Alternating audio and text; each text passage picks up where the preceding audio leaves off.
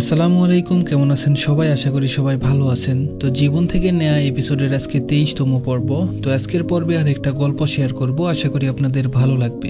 তো আজকের গল্পটা কুমিল্লা থেকে একটা আপু পাঠিয়েছে। তো চলুন বেশি দেরি না করে আজকের গল্পটা শুরু করা যাক।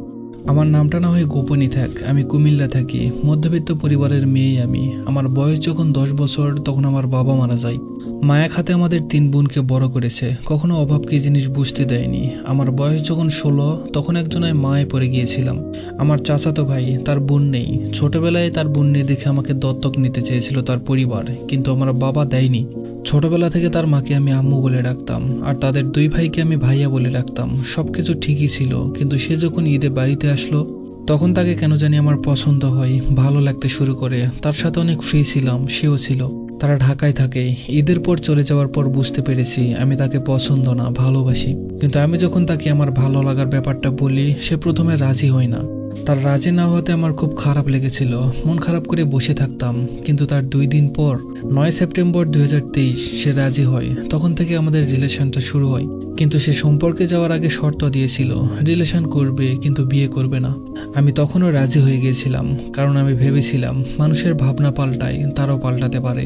আমি ভেবেছিলাম আমি যদি আমার সবটুকু ভালোবাসা দিয়ে তাকে ভালোবাসি, তাহলে সে অবশ্যই আমাকে ভালোবেসে বিয়ে করবে। কিন্তু আমি ভুল ছিলাম, সে পাল্টায়নি।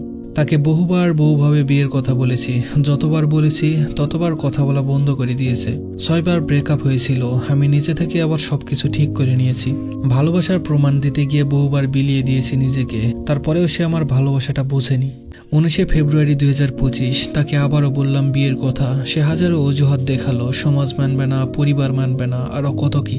তার 2 দিন পরেই শুনি তার বিয়ে ঠিক হয়ে গেছে। এই কথাটা শোনার পর নিজেকে আর ধরে রাখতে পারিনি। চেয়েছিলাম আত্মহত্যা করতে, কিন্তু আমি সেটাও পারিনি। সে কেন ভালোবাসলো না আমাকে? আমার বাবা নেই বলে? আমার টাকা পয়সা নেই বলে? তাকে বলেছি সারা জীবন তার পরিবারের গোলাম হয়ে থাকবো, কখনো কিছু চাইবো না, কিন্তু সে শোনেনি। আমার আর্তনাদ তার মন গলাতে পারেনি।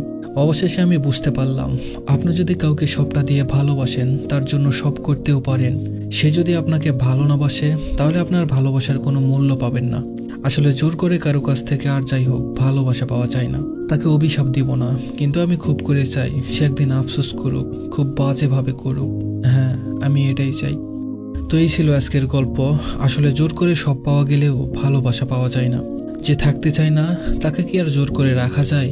ওই যে একটা কথা আছে না, যে ভালোবাসতে জানে তার কপালে ভালোবাসা জোটে না, আর যে ভালোবাসতে জানে না তার জীবনে ভালোবাসার অভাব হয় না।